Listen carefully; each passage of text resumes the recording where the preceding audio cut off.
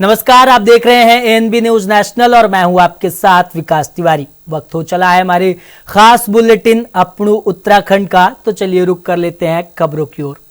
मुख्यमंत्री पुष्कर सिंह धामी के आह्वान पर शुरू किए गए मेरे सपनों का उत्तराखंड अभियान को विद्यार्थियों का शानदार समर्थन मिला है।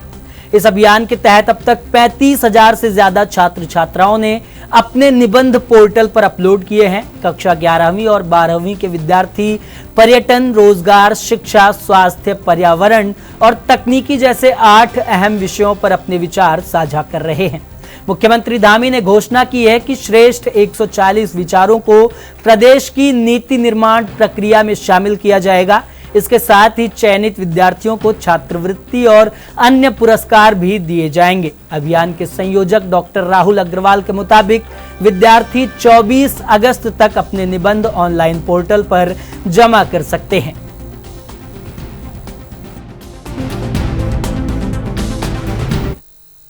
उत्तराखंड में बीजेपी सांसद अनिल बलूनी ने पार्टी के विकास कार्यों को लेकर बड़ा बयान दिया है।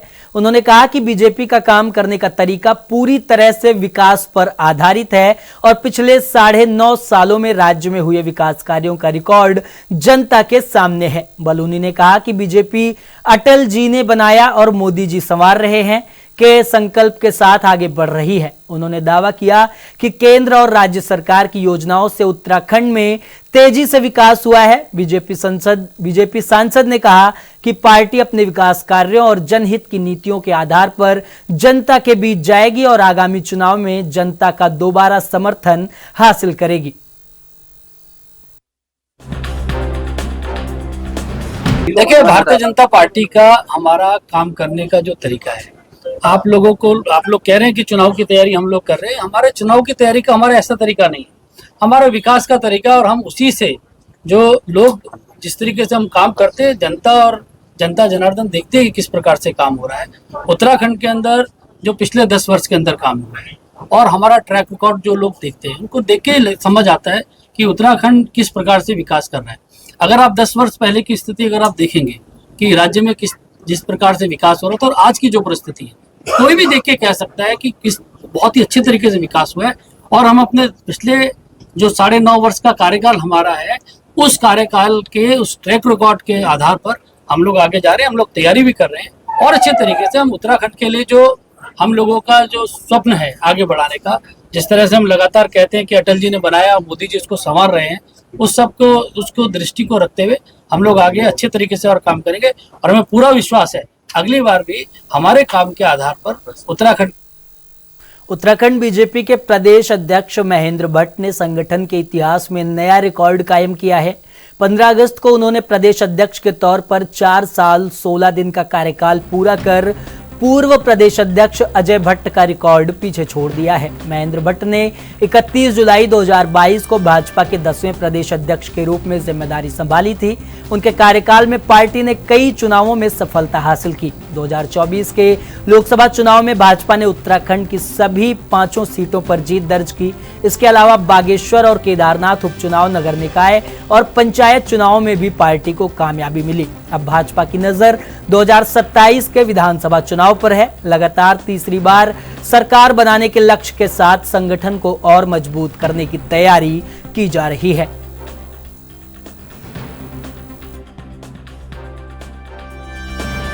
बैठक शुरू है, बीजेपी हाइपर एक्टिव दिख रही है। चुनाव पहले हो रहे हैं या तैयारी पहले शुरू? हमारी तैयारी यथावत रहती है, समय अनुसार कार्यक्रम तय होते हैं। हमारी कुमाऊं की दोनों लोकसभा की बैठक हो चुकी है। आज हमारे गढ़वाल की 3 लोकसभाओं की बैठक है।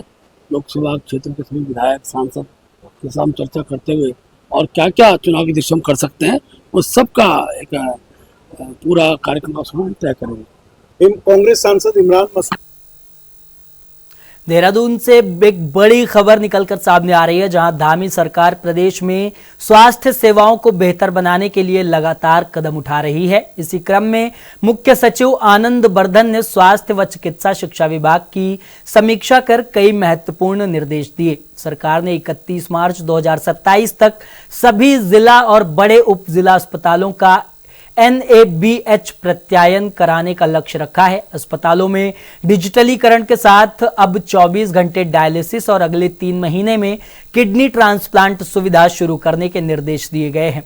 साथ ही डॉक्टरों के रिक्त पदों को भरने, मेडिकल कॉलेजों में इवनिंग OPD शुरू करने और जन्म मृत्यु प्रमाण पत्र प्रक्रिया आसान बनाने पर जोर दिया गया है।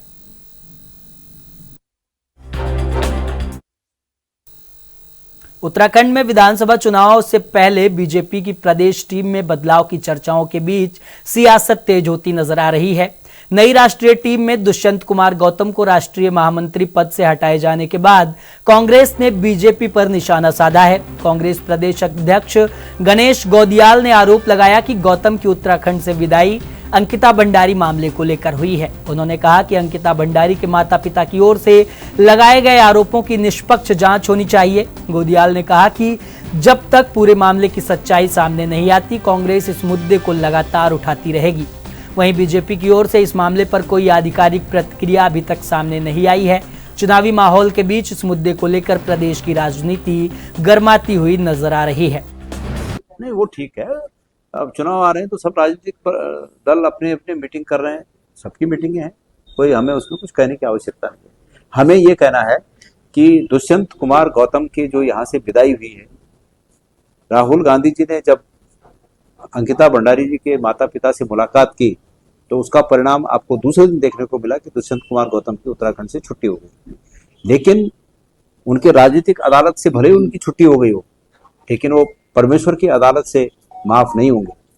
ऐसे लोग जब तक कि कानून के दायरे में ना आए, निश्चित रूप में वो हमारे टारगेट पर रहेंगे और वो मेरे खिलाफ उन्होंने कोर्ट में केस करें 50 केस करें, लेकिन उसके माता पिता ने उनका नाम लिया है और जब तक CBI उनको बुलाकर पूछताछ नहीं करती, सच्चाई सामने। उत्तराखंड में 2027 विधानसभा चुनाव को लेकर सियासी हलचल तेज होती नजर आ रही है। इस दौरान भारतीय जनता पार्टी ने चुनावी तैयारियों को लेकर अपनी रणनीति पर काम करना शुरू कर दिया है। टिहरी और पौड़ी लोकसभा क्षेत्रों की बैठकों के बाद भाजपा प्रदेश अध्यक्ष महेंद्र भट्ट ने आगामी कार्यक्रमों और संगठनात्मक तैयारियों की जानकारी दी। इस मौके पर उन्होंने बताया कि विधानसभा वार विधायकों के प्रवास कार्यक्रम पर खास फोकस किया जा रहा है। इसके साथ ही सरकार के आगामी कार्यक्रमों और संगठन को और मजबूत करने को लेकर मंथन हुआ है। भाजपा युवा, महिला और पूर्व सैनिकों को जोड़ने के लिए विशेष अभियान चलाएगी। वहीं विधानसभा चुनाव से जुड़े कार्यक्रमों की विस्तृत जानकारी पार्टी जल्द प्रेस कॉन्फ्रेंस के जरिए साझा करेगी। मित्रों, आज गढ़वाल संभाग की तीनों लोकसभाओं की बैठकें निर्धारित थी।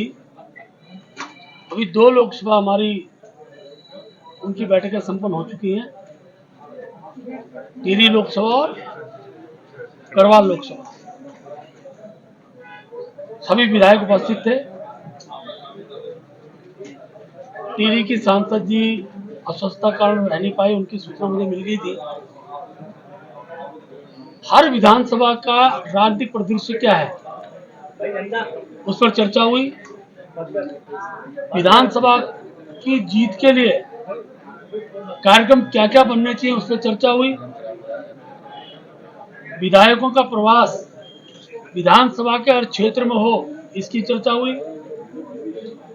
सरकार से अभी हम कौन कौन से ऐसे कार्य करा सकते हैं जो विधानसभा क्षेत्र के अंदर राजनीतिक रूप से फायदा भी पहुंचा सकते हैं और क्षेत्र के विकास के लिए भी सार्थक सिद्ध होंगे, उन विषयों की चर्चा हुई। और युवाओं, महिलाओं, पूर्व सैनिकों के कार्यक्रम किस प्रकार। 2027 विधानसभा चुनाव से पहले उत्तराखंड बीजेपी ने संगठन को मजबूत करने की कवायद तेज कर दी है। देहरादून में गढ़वाल मंडल की 3 लोकसभा सीटों को लेकर समीक्षा बैठक आयोजित की गई। बैठक के पहले चरण के बाद पुरोला विधायक दुर्गेश्वर लाल ने मीडिया से बातचीत की। उन्होंने कहा कि पार्टी और सरकार मिलकर जनता की समस्याओं का समाधान जमीनी स्तर पर कर रहे हैं। विधायक ने दावा किया कि प्रधानमंत्री नरेंद्र मोदी और मुख्यमंत्री पुष्कर सिंह धामी की सरकार के कामों से जनता पूरी तरह से संतुष्ट है और बीजेपी एक बार फिर बड़ी जीत हासिल करने वाली है। उन्होंने कहा कि प्रदेश में सुरक्षा व्यवस्था बेहतर हुई है और 35,000 से अधिक युवाओं को रोजगार मिला है। दुर्गेश्वर लाल ने दावा किया कि बीजेपी इस बार 60 से ज्यादा सीटें जीतकर सरकार बनाएगी। बैठक में संगठन और सरकार के बीच बेहतर तालमेल पर भी चर्चा हुई।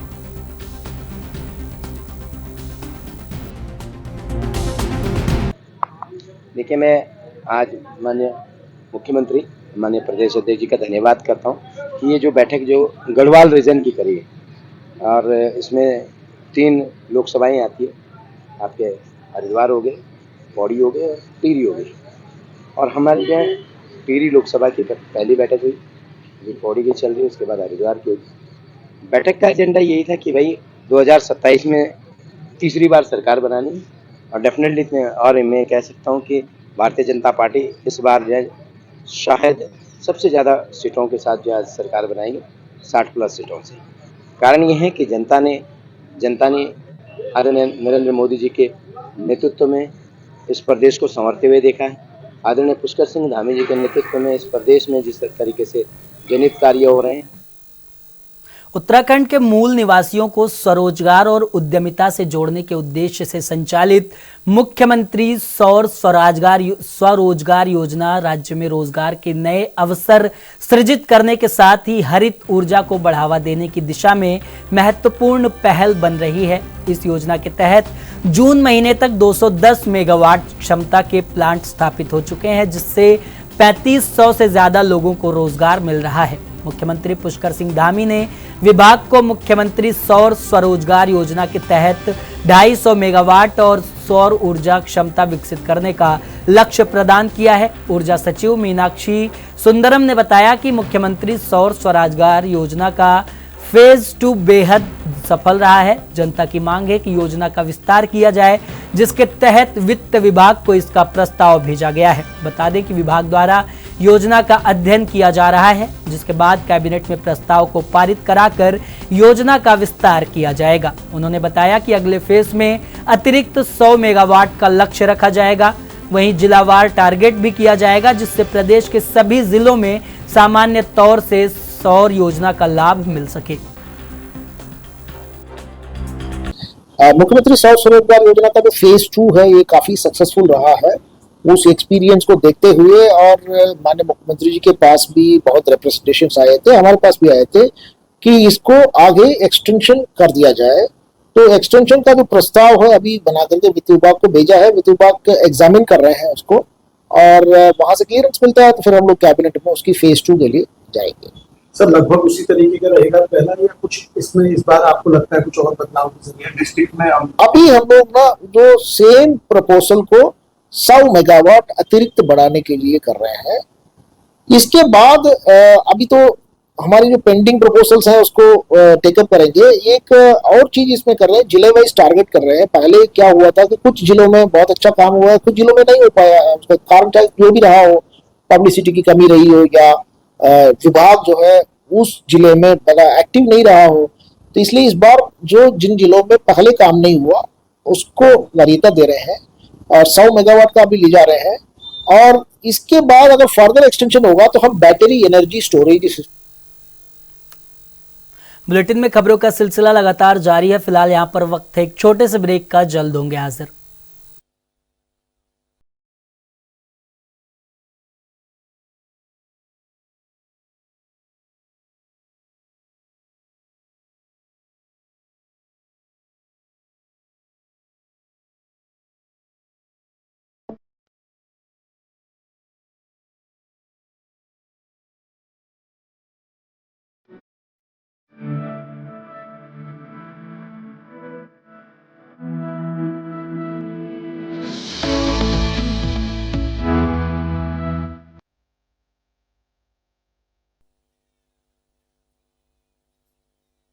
उत्तराखंड में 2027 के विधानसभा चुनाव को लेकर भारतीय जनता पार्टी ने अपनी तैयारियां तेज कर दी हैं। टिहरी और पौड़ी लोकसभा क्षेत्रों की महत्वपूर्ण बैठकों के बाद प्रदेश अध्यक्ष महेंद्र भट्ट ने पार्टी की भावी रणनीति साझा की। उन्होंने बताया कि संगठन को मजबूत करने के लिए विधानसभा वार विधायकों के प्रवास कार्यक्रम पर विशेष ध्यान दिया जा रहा है। इसके साथ ही सरकार के आगामी कार्यक्रमों और संगठनात्मक मजबूती पर गहन विचार विमर्श किया गया है। पार्टी युवाओं, महिलाओं और पूर्व सैनिकों को संगठन से जोड़ने के लिए विशेष अभियान चलाएगी। उन्होंने बताया कि चुनाव से जुड़े कार्यक्रमों की विस्तृत जानकारी जल्द ही प्रेस कॉन्फ्रेंस के माध्यम से सार्वजनिक की जाएगी। संभाग की तीनों लोकसभाओं की बैठकें निर्धारित थी। अभी 2 लोकसभा हमारी उनकी बैठकें संपन्न हो चुकी हैं, टिहरी लोकसभा और गढ़वाल लोकसभा। सभी विधायक उपस्थित थे। टिहरी की सांसद जी अस्वस्थता कारण रह नहीं पाई, उनकी सूचना मुझे मिल गई थी। हर विधानसभा का राजनीतिक परिदृश्य क्या है उस पर चर्चा हुई। विधानसभा की जीत के लिए कार्यक्रम क्या क्या बनने चाहिए उस पर चर्चा हुई। विधायकों का प्रवास विधानसभा के हर क्षेत्र में हो, इसकी चर्चा हुई।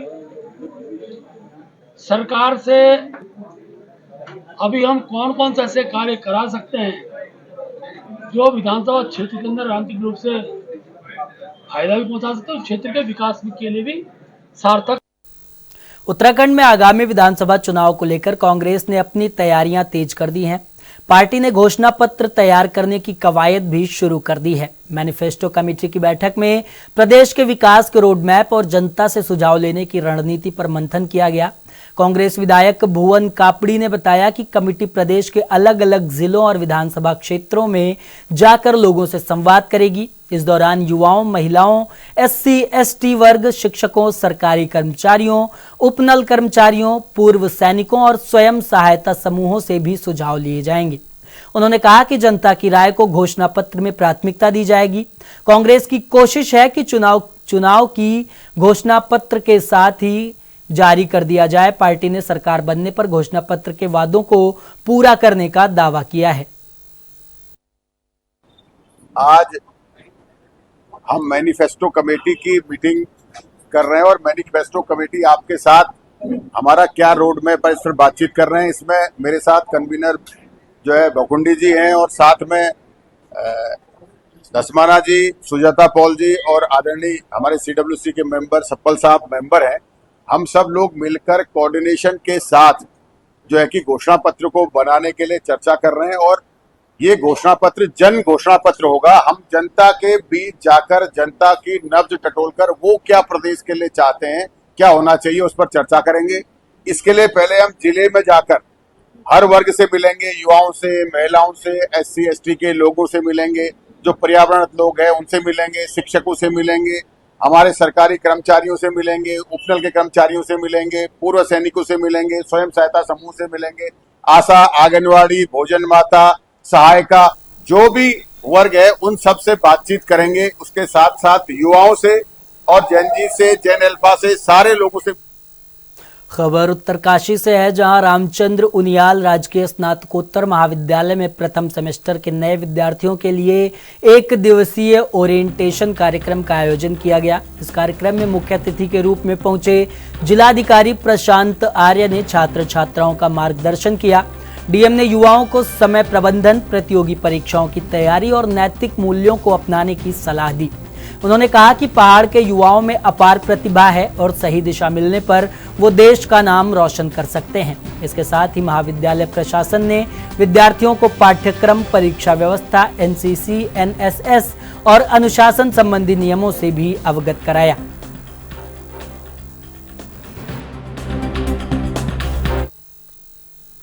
उत्तराखंड में मुख्यमंत्री सौर स्वरोजगार योजना हरित ऊर्जा के साथ साथ युवाओं के लिए रोजगार का बड़ा जरिया बन रही है। राज्य में जून तक 210 मेगावाट क्षमता के सौर प्लांट स्थापित किए जा चुके हैं, जिनसे 3500 से ज्यादा लोगों को रोजगार मिला है। दूसरे चरण की शानदार सफलता के बाद सरकार अब इस योजना का दायरा और ज्यादा बढ़ाने जा रही है। ऊर्जा सचिव मीनाक्षी सुंदरम के अनुसार योजना के विस्तार का प्रस्ताव वित्त विभाग को भेज दिया गया है। अगले चरण में 100 मेगावाट अतिरिक्त क्षमता का लक्ष्य रखा जाएगा, जिसके तहत सभी जिलों के लिए अलग अलग टारगेट तय किए जाएंगे। बता दें कि ये कदम राज्य को ग्रीन एनर्जी हब बनाने में मददगार साबित होने वाला है।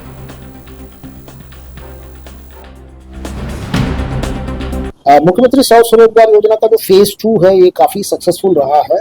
उस एक्सपीरियंस को देखते हुए और माननीय मुख्यमंत्री जी के पास भी बहुत रिप्रेजेंटेशंस आए थे, हमारे पास भी आए थे कि इसको आगे एक्सटेंशन कर दिया जाए।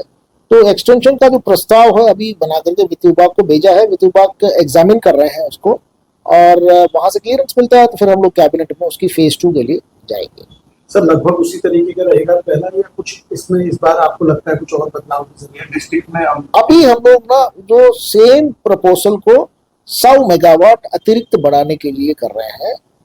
इसके बाद अभी तो हमारी जो पेंडिंग प्रपोजल्स हैं उसको टेकअप करेंगे। एक और चीज इसमें कर रहे हैं, जिले वाइज टारगेट कर रहे हैं। पहले क्या हुआ था कि कुछ जिलों में बहुत अच्छा काम हुआ है, कुछ जिलों में नहीं हो पाया है। उसका कारण चाहे जो भी रहा हो, पब्लिसिटी की कमी रही हो या विभाग जो है उस जिले में बड़ा एक्टिव नहीं रहा हो। तो इसलिए इस बार जो जिन जिलों में पहले काम नहीं हुआ उसको वरीयता दे रहे हैं और 100 मेगावाट का भी ले जा रहे हैं। और इसके बाद अगर फर्दर एक्सटेंशन कुमाऊं में कानून व्यवस्था को मजबूत करने के लिए पुलिस विभाग ने सख्ती बढ़ा दी है। इस दौरान आईजी कुमाऊं निवेदिता कुकरेती ने मंडल के सभी एसएसपी और एसपी के साथ अपराध समीक्षा बैठक की। इस बैठक में आईजी ने अधिकारियों को अपराधों पर प्रभावी नियंत्रण और लंबित मामलों के जल्द निपटारे के निर्देश दिए। उन्होंने कहा कि 1 साल से ज्यादा पुरानी सभी विवेचनाओं को प्राथमिकता के आधार पर पूरा किया जाए। महिला अपराधों में तेजी से कार्रवाई करने के साथ साइबर अपराधों पर भी विशेष ध्यान देने को कहा गया। आईजी ने चोरी के मामलों के खुलासे और नशे के खिलाफ अभियान तेज करने के निर्देश दिए। उन्होंने बताया कि एनडीपीएस एक्ट के तहत अब तक 382 मुकदमे दर्ज कर 519 तस्करों पर कार्रवाई की जा चुकी है। देखिए, आज ये क्राइम मीटिंग कंडक्ट की गई थी सभी जनपद के कप्तानों के साथ। इसमें जो पुरानी लंबित विवेचनाएं हैं उनकी समीक्षा करते हुए जो 1 वर्ष से पुरानी विवेचनाएं हैं उसमें त्वरित कार्रवाई करते हुए उनको समय से समयबद्ध तरीके से उसमें इन्वेस्टिगेशन कंप्लीट करने के निर्देश दिए गए हैं। साथ ही साथ जो 60 और 90 डेज़ के भीतर चार्जशीट पॉक्सो एवं महिला रिलेटेड अपराधों में फाइल होनी है उसकी भी समीक्षा की गई है। और उसमें कतिपय कारणों को छोड़ते हुए, जैसे कुछ में न्यायालय से स्टे है तो बाकियों का रिव्यू करते हुए ये इंश्योर कराया जा रहा है कि समयबद्ध रूप से चार्जशीट्स फाइल हों। इसके अलावा एनडीपीएस और साइबर क्राइम जो हैं उसके संबंध में भी आज जो है समीक्षा की गई और उसमें जनपदों को आवश्यक दिशा निर्देश दिए गए हैं कि जो रिकवरी मॉड्यूल है, मानी रिकवरी मॉड्यूल और ग्रीवेंस रिड्रेसल मैकेनिज्म है उसमें आवश्यक कार्रवाई समयबद्ध तरीके से हो। ईजी फिलहाल के लिए हमारे खास बुलेटिन अपड़ू उत्तराखंड में खबरों का सिलसिला यहीं तक। देश और दुनिया की तमाम बड़ी और अहम खबरों के लिए आप देखते रहिए